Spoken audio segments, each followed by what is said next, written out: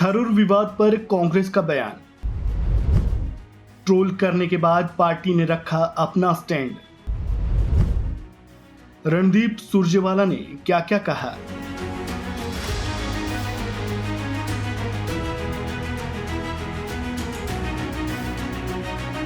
पाकिस्तान को बेनकाब करने के लिए जब से भारत का सर्वदलीय प्रतिनिधिमंडल दुनिया के अलग अलग देशों की यात्रा पर है, तब से कांग्रेस नेता शशि थरूर चर्चा के केंद्र में है।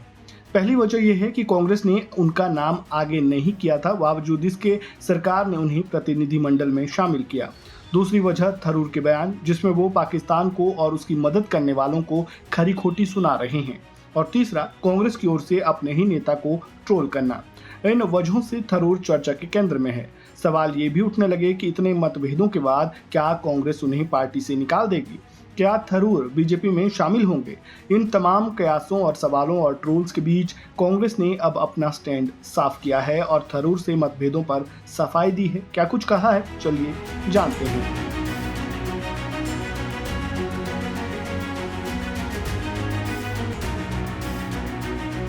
कांग्रेस नेता शशि थरूर ने ऑपरेशन सिंदूर को लेकर पनामा में एक बयान दिया था और सर्जिकल स्ट्राइक के कदम को सही ठहराया था और कहा था कि बीजेपी पहली ऐसी पार्टी है जिसने पाकिस्तान में सर्जिकल स्ट्राइक की।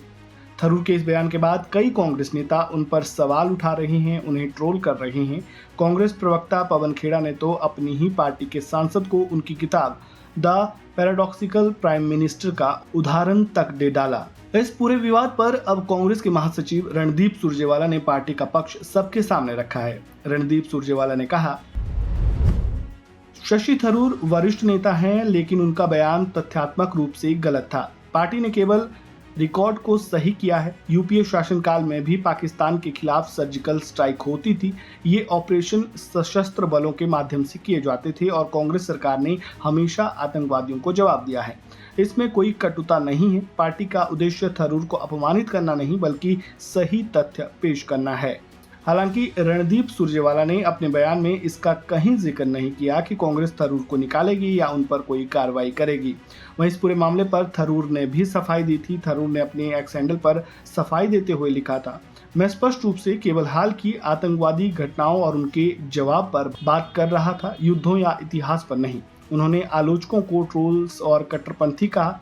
उन्होंने कहा कि उनके शब्दों को तोड़ मरोड़ कर पेश किया जा रहा है, उनके पास इससे भी ज्यादा जरूरी काम है।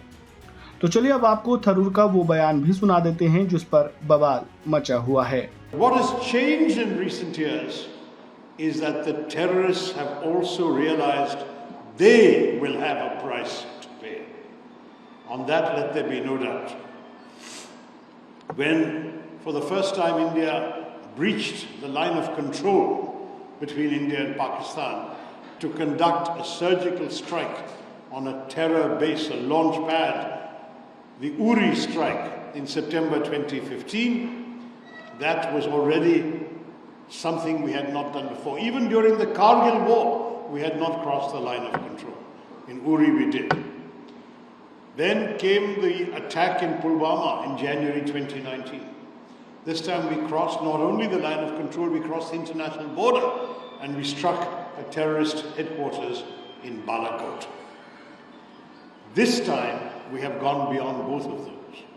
We have not only gone beyond the line of control and the international border, we have struck at the Punjabi heartland of Pakistan by hitting terror bases, training centers, terror headquarters in 9 places in both in both Punjab and Pakistan occupied Kashmir.